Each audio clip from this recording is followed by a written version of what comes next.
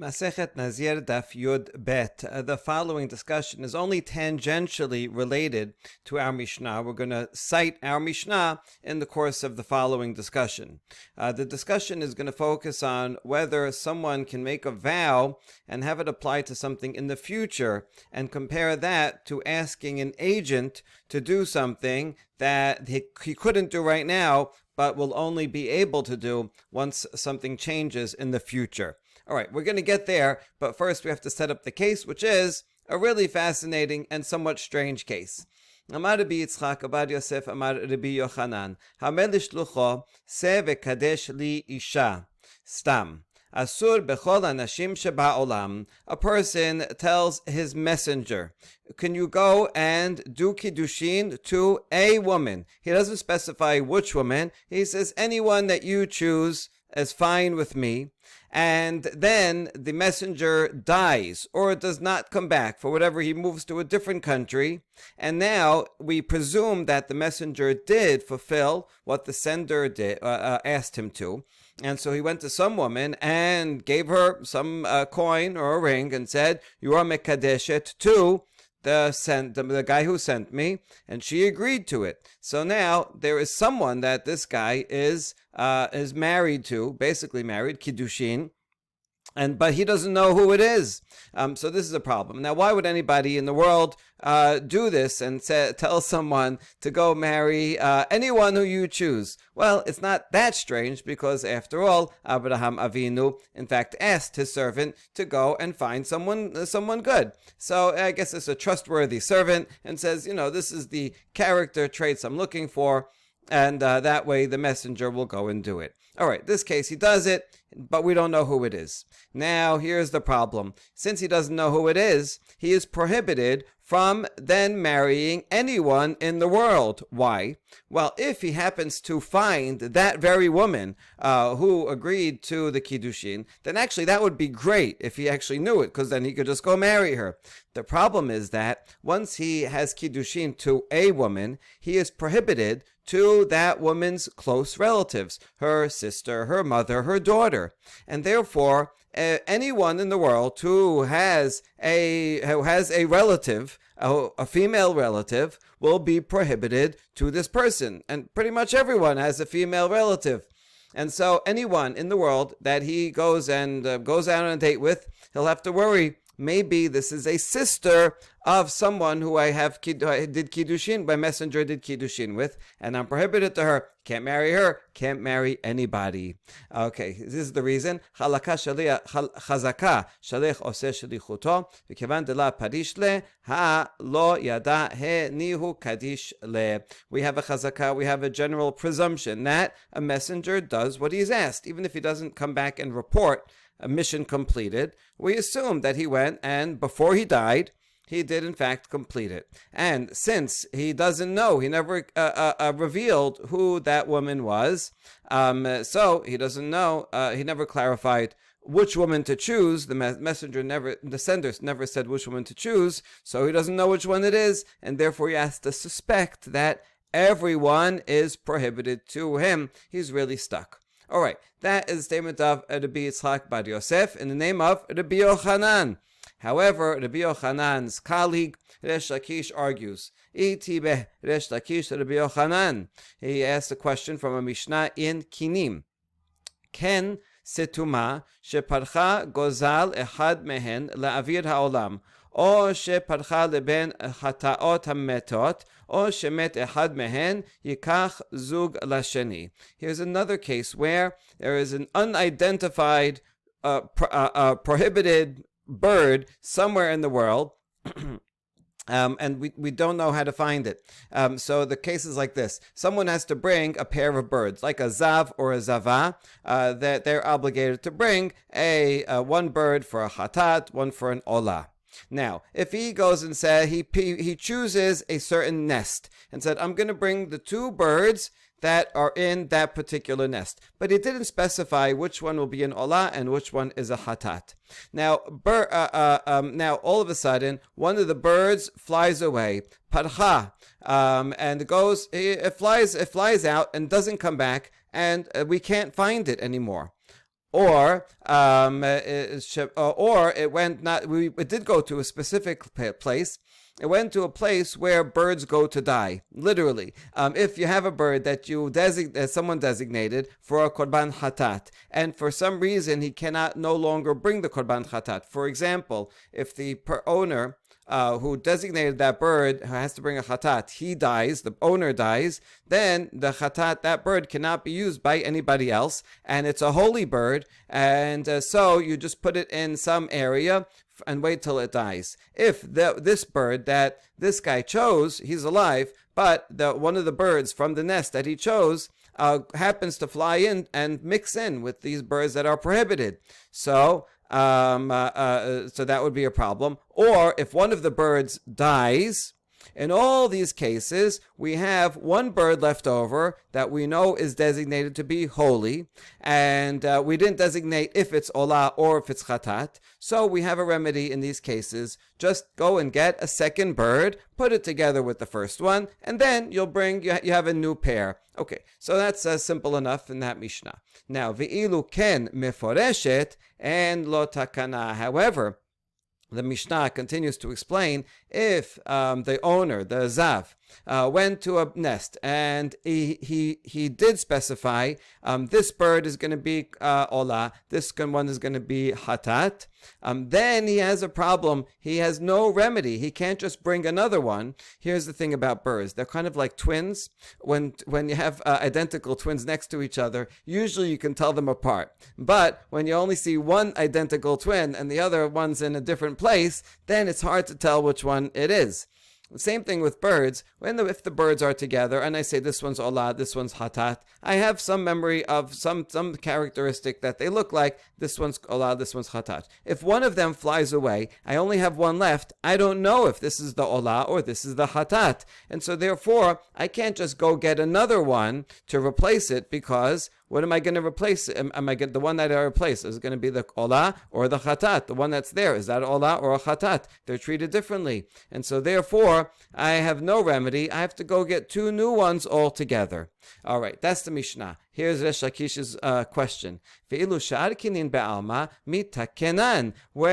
So what is this guy going to do? He's going to go find some other birds. But we should ask the same question. We know there's a prohibited bird out there somewhere.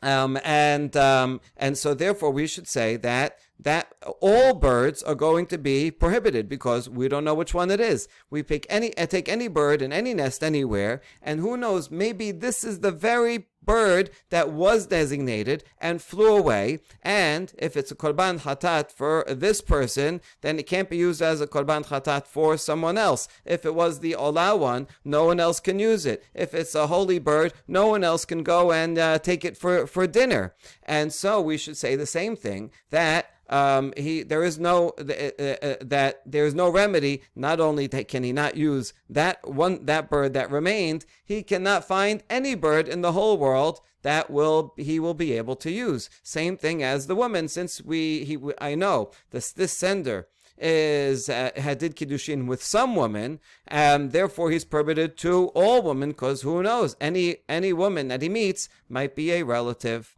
So why don't we say the same thing? Ve'amai lema kol chada vechada dilma haynihu. For every bird that he meets, maybe this is the prohibited bird. So obviously we don't say that. And in the Mishnah in Kinim it says that there is a takana. If he didn't specify which bird it is, he can go get another bird and use the same one. And otherwise, he gets two new birds. And so, therefore, why would we do that? Well, we follow the majority, right? Called the parish, meruba parish. And so if you find any random bird, the vast majority of birds are not the one that was prohibited that you designated. So say the same thing here. He did kiddushin to one woman, all right, but all the other fish in the sea, birds in the sky, all the other women in the world are not that woman, and so why not just follow the majority, Rabbi Yochanan? All right, it's a good question. So, but Rabbi Yochanan has an answer. Amar le kamina ana isha de la naida v'amart li at isura de nayed. You're comparing things that are not the same. I'm talking about women who do not move move around. They live at home. And you're telling me about birds, where that's a prohibited thing that does move around. This makes an important difference. When we talk about the laws of majority, it makes a difference if something remains in its place or moves around. We have a principle, kol kavua kemersa al mersa dameh. Anything that remains in its place, we treat it as 50-50. The classic example is if there are 10 stores, and one of them is not kosher, 9 of them are kosher, and the person goes into one store, he doesn't know which one it is. That meat, and he bought something, that meat is prohibited. Even though there are 9 kosher stores and only 1 not kosher, since he went into the store, for each particular store we'll say, this store, 50-50 chance, that store, 50-50 chance, that each one alone, because he doesn't know, is this kosher or not kosher, we treat them all 50-50 and it's prohibited. However, if some meat is in the middle of the street without packaging, that indicates what store it came from, and happens to be on that block, there are majority kosher stores, then since it moved, since it left its spot, therefore we say 2 out of 3 chance of kosher stores, then it's kosher and you can eat it. That is the basic principle of probability in the Talmud. Although it might be hard to calculate mathematically why there would be a difference, but psychologically there is a difference between something that moves, then we take into account the entire mixture, whereas something in its place, we look at it individually and say, well, I don't know, this I have a doubt, 50-50. Okay, same thing here regarding birds, that Rabbi Yochanan explains. Birds move around and therefore it left its place, and that therefore the majority of birds are kosher, are not your korban that you designated, and therefore you can just take any bird. Whereas women are people, and human beings live at home. They go out for a little, but then they always come back, and they have a basic spot that they live. They're not considered things that leave and mix in with others. All right, so that's why I'm treating every woman in the world like 50-50 chance that she is a sister or a mother or a daughter of the one that was mikudeshet. Okay, now v'chitem ha'chana menayed emod beshuka ashkach v'kadesh hatam hadra lenichuta gabe ken mi hadra. And if you'll say, no, women also move around. How do you know? Maybe this messenger, you think he went door to door knocking on people's doors and say, hey, would you be willing to be mikudeshet to my sender? No, probably he went to the marketplace and he looked around and he found someone that fit the criteria, did kiddushin in the marketplace. So it should be the same, and call it also that it left its home. She didn't do kiddushin in home, maybe he did do kiddushin in the marketplace. And we say no, it's still different, because regarding women, eventually she returns to her home, whereas birds, once they leave their nest, that's it. Does it come back to its nest? If it came back to its nest, we would find it. We would know where it is. But this one didn't. It flew away and went somewhere else. And so that is the major difference. It doesn't matter if right now they happen to be temporarily leaving, but if they have a home, like the women do, that's considered set in place and treated 50-50.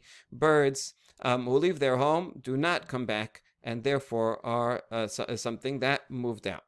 All right, so far so good. Now here is going to be the main object of where we're getting to. Amar Rava, umoder b'Yochanan b'isha she'en la lo bat, velo bat bat, velo bat ben, velo em em, velo achot, af al pi she'ayta la achot, v'nitkadesha lachar mikan de'ahi sharia. Rava here, 4th generation, is commenting on what Rabbi Yochanan said in Eretz Yisrael a couple generations before him. And he's saying, this law of Rabbi Yochanan, that this sender is prohibited to all women in the world, actually there is a way out. Rabbi Yochanan would agree that a person can marry a woman who has no female close relatives. If she has no daughter and no granddaughter from her daughter, no granddaughter from her son, doesn't have a mother, doesn't have a mother's mother, and doesn't have a sister, right? So all those people before her died, and she has no children, no daughters, then you can be sure that either this woman is the one who the messenger gave kiddushin to, in which case he could go ahead and do kiddushin again. There's no harm in doing it again and marry her, and that would be perfectly fine. Or she's not the person, and there's no chance that there's a close relative, because she has no female close relatives, and therefore he could find someone like this, who's an orphan and childless, or she can have a father, she can have sons, but she has no female relative, and therefore, and marry her. Good. And now he adds, Rava,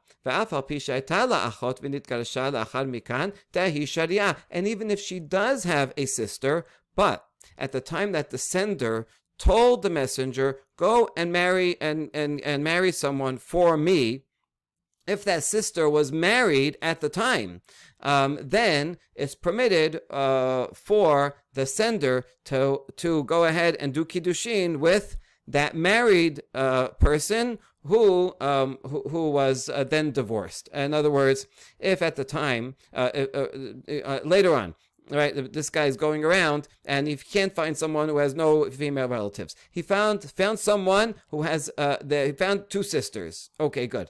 So and one of them is single.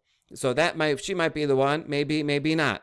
But then this sister has the other sister was married at the time when he sent the messenger. Since she was married at the time, if the messenger would have gone up to a married woman and said, hey, can you be mikudesha to some guy, that wouldn't work. Even if he gave her the ring and she accepted it, it wouldn't work. If he tried to do kiddushin with the married woman, it doesn't work. And therefore, we can be sure that this woman who was married at the time is, number one, not the woman that was not the woman that the guy did kiddushin with. And therefore, the sister who was single at the time and is still single is certainly permitted to this guy. In other words, having a sister who was married is the same as the other cases of someone who has no female relatives. In this case, this woman has a female relative, but that female relative was out of bounds. He could not have done kiddushin with her. So there's no need to worry that the woman he's going to do kiddushin with now, maybe he actually did kiddushin with her sister. No, that sister was out of bounds. And therefore, this woman he's going to do kiddushin with, either she happens to be the one out of a million that the messenger found, or not. And if not, no one in her family could have been married because they were could have done kiddushin with, because she was married at the time. Now, even though right now she got divorced in the meantime, and we don't know, it doesn't matter when, we don't know exactly when we can ask her. We know when she got divorced, but we don't know if she got divorced or not before the messenger died or after the messenger died. We don't know. So that's going to be our next question. Maitama debahishata deka amar le havan siban legabre ki mashve shaliach b'mileta dekaima kameh b'mileta de la kaima kameh la mashve shaliach. And so we said, what is the reason why Rava says, this is Rava who is extrapolating this idea from Rabbi Yochanan. Why does Rava say that? Well, because at the moment that the sender told the agent to go and find any woman that you want, that he said go and say that, go and marry someone, she was already married.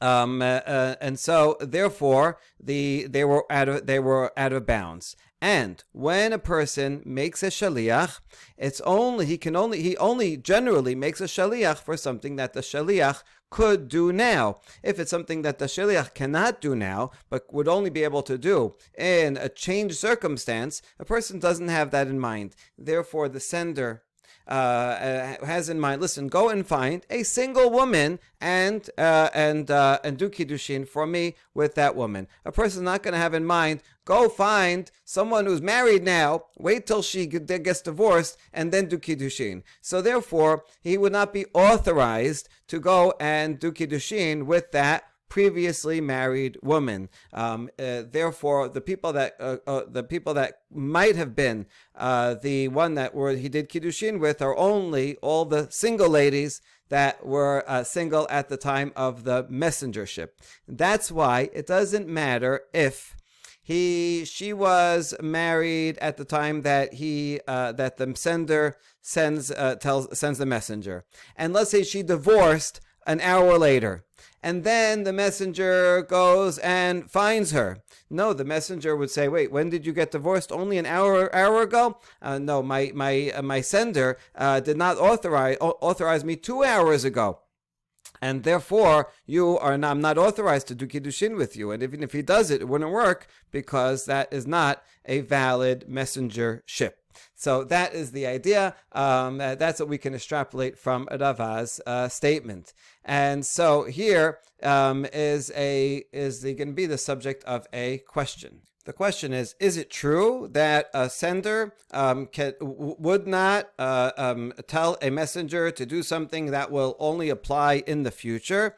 This is contradicted by our Mishnah. This is why this whole discussion is here. Okay, now our Mishnah does not involve messengership, and that will eventually be an answer, but there is a similarity regarding a vow. Does a vow apply to only something that exists now, or even something that will exist in the future? Here's our Mishnah again. Tenan. Hareni Nazir ve'alai legaleach Nazir ve'shama chavero ve'amar va'ani ve'alai legaleach Nazir. Im hayu pichin megalechin ze et ze ve'im lav megalechin nazirim acherim. Our Mishnah taught. A person A says, I'm going to be a Nazir, and I also take upon myself that I'm going to shave another Nazir, meaning he's going to pay for his sacrifices. His friend B then hears that and says, oh, good idea. Vani, I'm also going to be a Nazir, and I also will take upon myself to shave someone else. If they're smart and they want to save money, then they can sponsor each other. That way they're both Nazirim, so that fulfills that half, and they both sponsor someone else. Yet they only have to pay for one of them because they're sponsoring each other. And if they don't do that, then they're going to have to pay for their own, and they're going to have to pay for someone else, C and D, who are Nazirim. Good. Now that's the Mishnah. Now, Bishlama batra'a ika kadma'a kameh. Ela kadma'a mi ika batra'a kameh. Here's the question. We understand B is looking at A, who is already a Nazir. And B says, I'm going to be a Nazir, and I'm going to shave. Now, he can have anybody in mind. Now, remember the Mishnah says if they're smart, he'll shave A. Now, that works for B because at the time that B makes the vow that he's going to shave someone else, A is already a Nazir. So he says, I'm going to shave a Nazir. That means anyone who is a Nazir in the world. And this guy already is a Nazir, Mr. A. The problem is for A, when A makes and says, I'm a Nazir and I'm going to shave a Nazir, so that vow should only apply to people that are currently Nazirim in the world, and B is not yet a Nazir. So how could A possibly fulfill his vow of shaving someone else by shaving B, who was not yet a Nazir at the time? So what we can see from here is that a vow can work, can apply to something in the future. I can make a vow that I'm going to shave a Nazir and then go and shave someone who was not yet a Nazir at the time. So too, I should be able to send my messenger, hey, go and do kiddushin with any woman that you want. And then he goes and at that time, there's a woman who's married, Mrs. A, she's married, and then he goes and finds her, but turns out, an hour later she got divorced, so that should be fine, because just like I can take a vow and then shave someone in the future, so who was not yet a Nazir, so too I should tell a messenger, do kiddushin with someone, and even though at that time she was married, since once she's divorced, now she's single, so that should work just fine.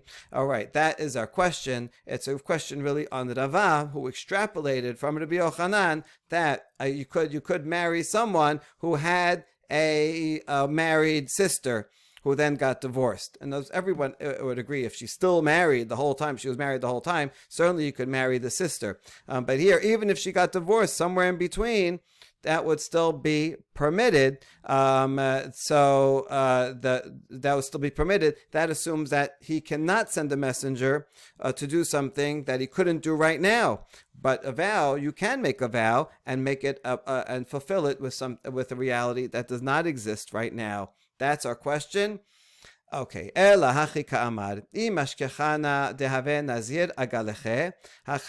so we can answer by saying his vow, we're going to understand the meaning of the vow is, if I find someone who is a Nazir, then I will shave him, who will become a Nazir. So in his vow, he includes that clause and says not only not just I'm going to shave a Nazir that who is around now, I will shave someone who will be a Nazir. So let's say he made the vow that way, and that's why that works there. Well, we could say the same thing here.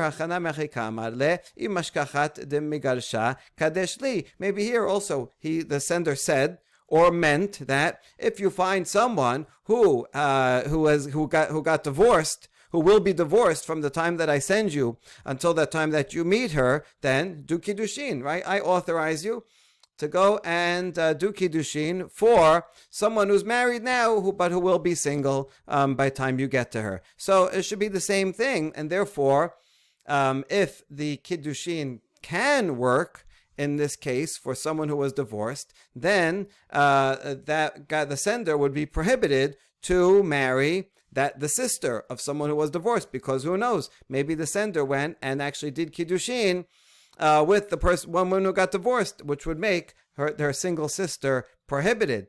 And so once again, we're back with the same problem.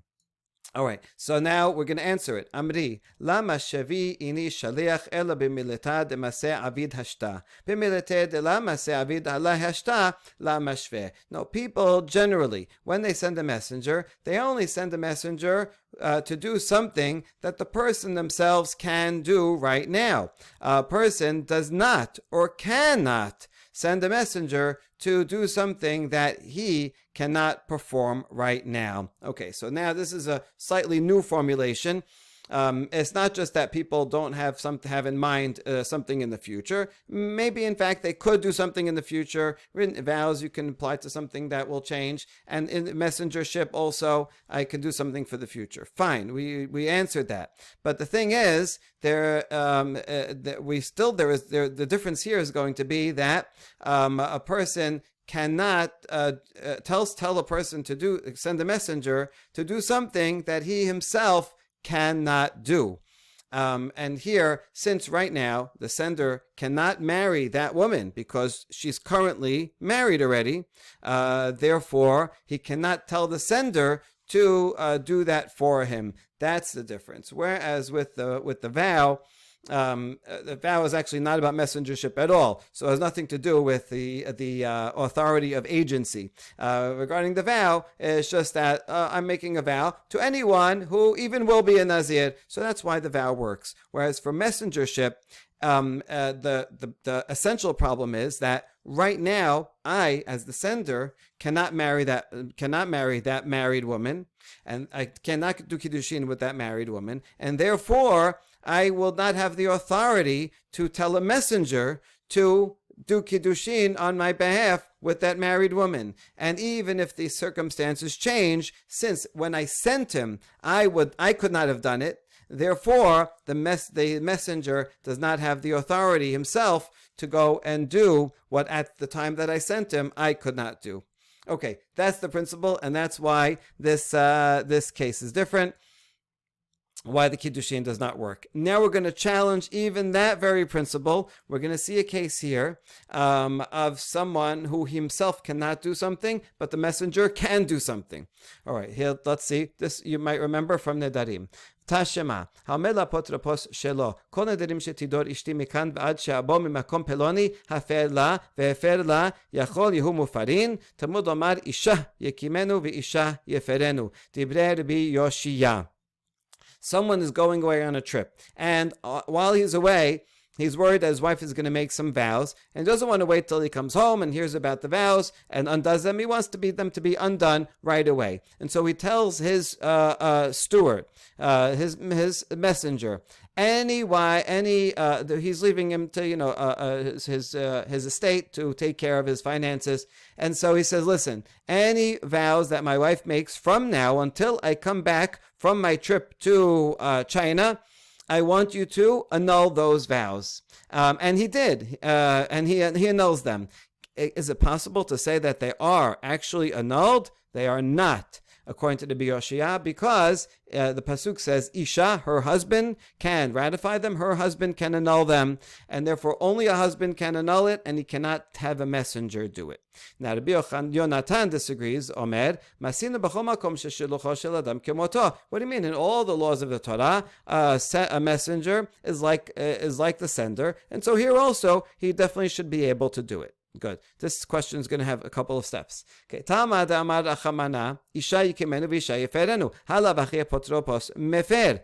Now, this case of a vow while he's away is exceptional. Vows are exceptional because, for the Yoshia, because the pasuk says specifically that the husband has had to do it. But if not for this pasuk, the general rule would be an agreement that Rabbi Yoshia would agree with Rabbi Yonatan that a messenger is the same as the sender, and he has full authority.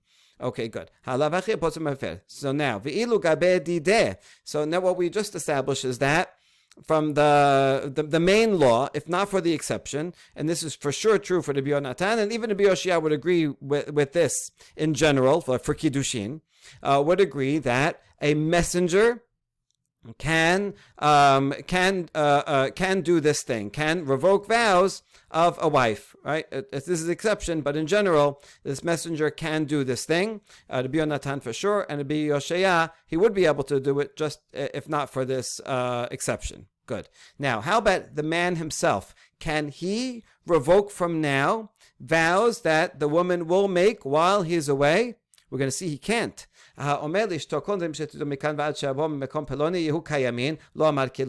says all vows that you make from now until I come back should be ratified, no good. Because that's a general law we saw in Nedarim. You can't ratify something that does not exist, right? It makes more sense to nullify something that exists, but to ratify something that doesn't exist. How can you put a stamp of approval on a paper that doesn't exist?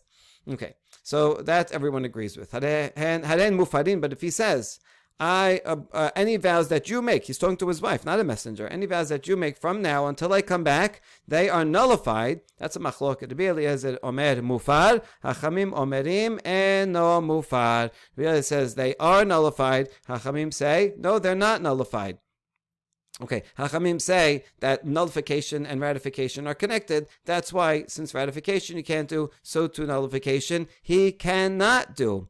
Okay, now we're going to finalize the question. Kasak adatin ki amar Rabbi Yoshia ali bad Rabbanan de amri lo maseh mefer. Okay,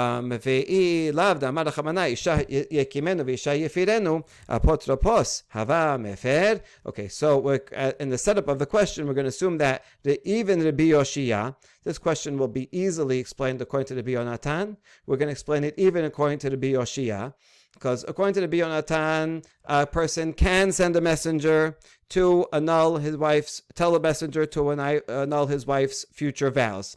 According to Rabbi Yoshia, he cannot, but only because of the pasuk. That's an exception. We're going to ignore the pasuk for this purpose to say that from the basic principle of the law is also he can.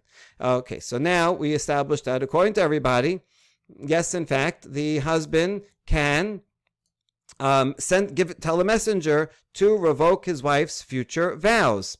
But in this case, let's focus on Chachamim. Forget Rabbi Eliezer. Chachamim say that the husband himself cannot tell his wife that all your future vows are nullified. And here we have a case where a husband cannot do something himself, but he can tell a messenger to do that very thing. Now, so this comes back as a question, as a question to Rava. Rava, you said that a husband right now he cannot do kiddushin to this married woman, and therefore he cannot kiddushin, and therefore, since he can't do it, the messenger also cannot do kiddushin to that married woman. Not now, and not ever, because at the time of a messengership, since the husband, the sender cannot do it, so that's why the sender also cannot, because she's married at that time, and so he doesn't have that authority, and that's why the person can go after the messenger dies, and the guy can go and marry the single sister. But this is not a true thing. We just saw that even though the sender himself cannot do kiddushin with that married woman, it does not mean that the sender cannot. The sender can. Here's a case where a sender can do something that the messenger can do something that the sender can't do. And so here, let's say the messenger can go ahead and do kiddushin with that woman who was married and is now divorced. And since maybe he did kiddushin with her, he's prohibited to the single sister. And so that is the question. And the final answer is, V'dilma alibad dirbi Eliezer damar maseh mefer. We could be following actually to be Eliezer. If we follow to be Eliezer here, he says that mufad, he can do it. So that the husband himself can nullify his wife's future vows, and the messenger also can do it. So according to Rabbi Eliezer, there is no example of a case where a messenger can do something that the sender can't do. And so according to Rabbi Eliezer, he can establish that principle. And since the sender cannot do kiddushin to the married woman, so too the messenger cannot, and that establishes Rava. Okay, good. So that's an answer. Clarification. According to the Rabbi Eliezer, who says that the husband himself can go to his wife and say, all your future vows are annulled, why would he bother telling the apotropos, hey, when I'm away, you nullify all of them? Why don't he just do it himself? Lefer la'ihu. And the answer is, kasavadima mishtalena or ratachna or mitaridna.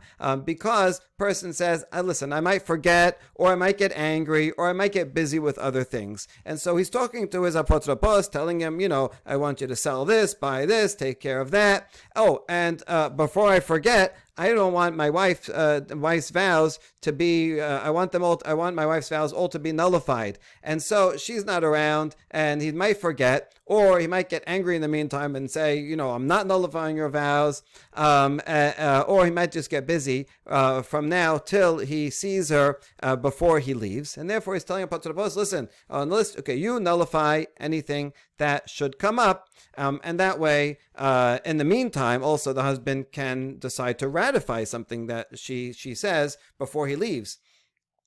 So it gives him more flexibility, and he doesn't have to worry about forgetting. He took care of the thing. You take care of it. That's the whole point. That's why he's appointing this apotropos to take care of all these things so he doesn't forget. And so, even though he could do it himself and tell the wife himself, there are circumstances why it would be more convenient to tell an apotropos. All right, fascinating discussion, and now we get to a next Mishnah. The discussion of this will be short. הרי עלי לגלח חסי נזיר, ושמע חברו ואמר, ואני עלי לגלח חסי נזיר. זה מגלח נזיר שלם, וזה מגלח נזיר שלם, דברי רבי מאיר. We saw part of this yesterday. Person A says, I take upon myself to shave half of a nazir. And the other person says, I also take upon myself an obligation to shave half of a nazir. They're not becoming nazirim themselves, but they just want to sponsor whatever. What does this mean? Half a nazir.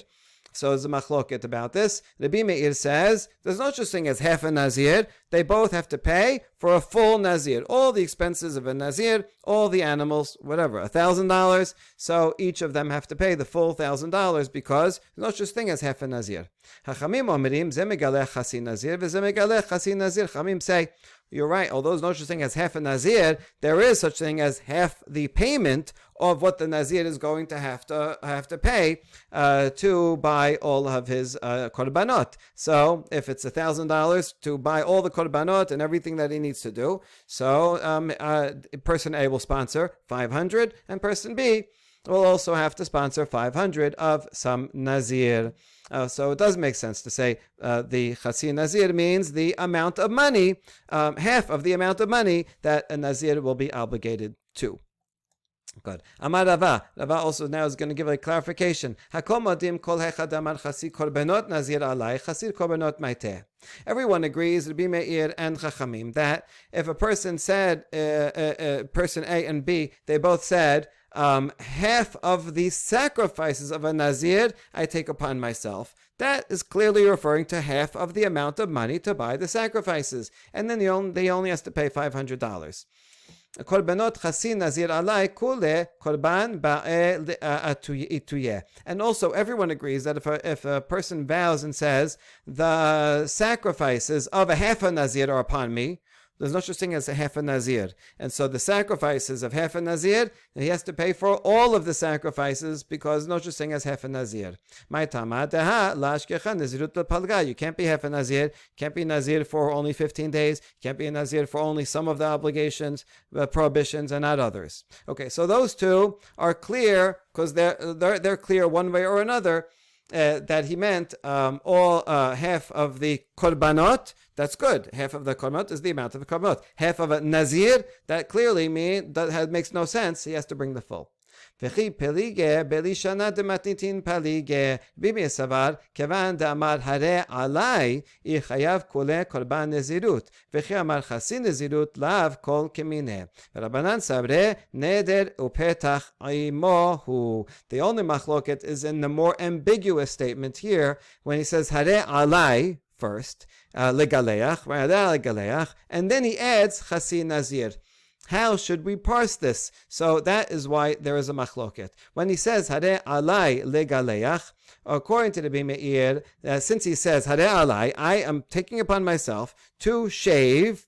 That means a nazir, and that's it. He's obligated in the full amount of 1,000. When he adds two more words after, chatzin is half of a nazir. Well, you can't uproot what we said first. The second you say harei alai legaleach, you're already obligated $1,000. Nothing you can say after that to undo that full obligation. So the saying harei alai is what makes it a problem. Whereas if he just says chatzi korbenot Nazir alai. See, the alai here is all the way at the end. And so he has no obligation. He did not take upon himself the full obligation at the beginning of the statement. He said, Chasi korbanot Nazir. Oh, half 500. What about the 500? Alai. So since he already said the half before he said alai, that's why it only means a half. Even though the second one, he also says alai at the end, but the second one, that the chatzi is not on the korbanot, it's on the nazir. There's no such thing as a chatzi nazir, so everyone would agree he has to pay the full 1,000. So when he says harei alai, and then he says chatzi nazir, so the chatzi nazir could mean sacrifices, but you can't undo what you already said at the beginning. Whereas Rabbanan say, neder, he made a vow, but he also left an opening. Just like when you make a vow, you can go to a sage and say, here's what I meant, this is the circumstances, and they can undo it. Here, they're not going to a sage, but it's the same idea, its interpretation is with it.